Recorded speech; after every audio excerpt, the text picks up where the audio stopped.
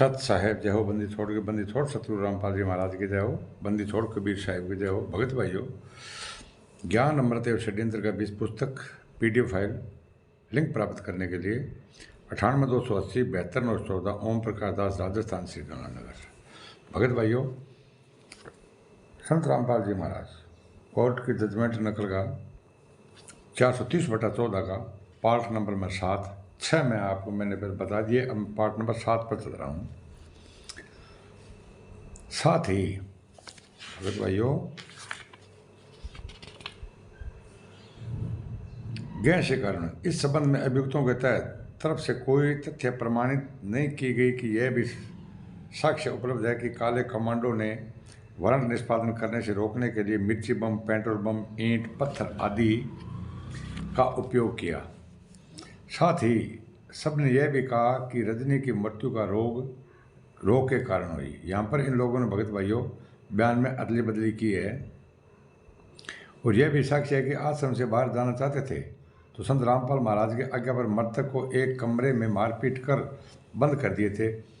झांसी का doctor AIIMS के doctor ने जो रजनी का इलाज पूर्व से कर रहे थे, उनका साक्ष्य है कि एक दिन दवा छोड़ने पर उनके मृत्यु का कारण भी बन सकता है, इसलिए दवा प्रतिदिन उपयोग करने का सलाह दिया। मृत रजनी का पति एवं दादिया सास काशीबाई ने कहा कि आश्रम 2 दिन पूर्व से दवा खत्म हो गई थी। रजनी को दवा नहीं मिली, अतः इनके मरने के कारण पुलिस द्वारा छोड़ी गई आंसू गैस या मिर्ची बम से हुई है। इन लोगों ने बयान बदला भगत भाइयों, ठीक है ना। यह कथन अब क्योंकि अब ये पुलिस के नाम लगा रहे हैं, ठीक है ना, ये मतलब पुलिस के नाम लगाकर मतलब महेंद्र पार्टी मैनेजमेंट को ये लोग निकाल रहे हैं, क्योंकि इन लोगों ने मिलाप कर लिया इनसे। ये पता नहीं है कि आप 420 के अंदर जाओगे, इन लोगों ने पहले क्या बयान दिया था भगत। यह कथन अभियुक्तों की तरफ से साबित नहीं की गई कि जबकि ठीक इसके विपरीत अभियोजन पक्ष ने यह साबित कर दिया कि रजनी की मृत्यु आश्रम के अंदर हुई है। वहाँ इसे सिद्ध कर देने का मतलब लठा कोटर मारी और अभियुक्तों के कुकृत्य के कारण हुई।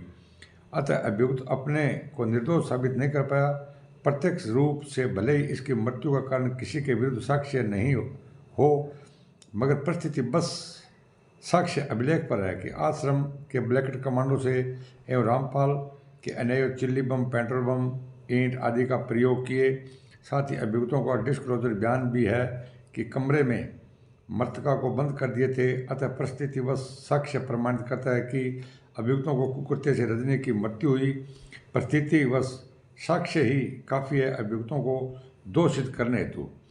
बचाव पक्ष के डॉक्टर एम के गर्ग, डॉक्टर अनंत राव, डॉक्टर LK झा के अनुसार 8/11/14 को ट्रीटमेंट करते हुए दिखाया गया और अधिवक्ताओं द्वारा बचाव के गुरुजी को शीर्ष बीमार होने की प्ली लिया गया। शब्द न्यायालय को मत है कि आज फैसला के दिन 4 वर्ष बीत गए, मगर कभी भी ऐसी शिकायत संत रामपाल जी जेल में रहते नहीं की और न ही इसका मॉनिटरिंग की गई जो दिनांक 8/11/14 को की गई है। अतः यह झूठ साबित होता है। केवल गिरफ्तारी से बचने के लिए बीमारी का दावा किया गई है, इन लोगों ने बहाना बनाया।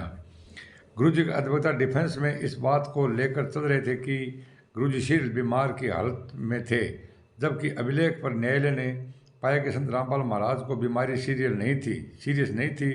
डॉक्टर LK झा गुरुजी का आश्रम में ट्रीटमेंट किए थे। उन्होंने गुरुजी का हृदय गति एवं श्वसन प्रणाली को जांच में नॉर्मल पाया और डॉक्टर LK झा का कथन है कि उन्हें अच्छे इलाज के लिए अच्छे अस्पताल में शिफ्ट होने के लिए नहीं कहा था। इस तरह गुरुजी के अधिवक्ता यह सिद्ध नहीं कर पाए कि गुरुजी सीरियस बीमार की हालत में न्यायालय में प्रस्तुत नहीं हो सकते। इसलिए न्यायालय ने इस कथन को संत रामपाल जी के उनके अन्यायों ने न्यायालय में आने से रोकने के लिए मात्र एक ड्रामा था, एक अच्छा बीमार का बहाना था और इस तरह झूठ ये साबित हो गया।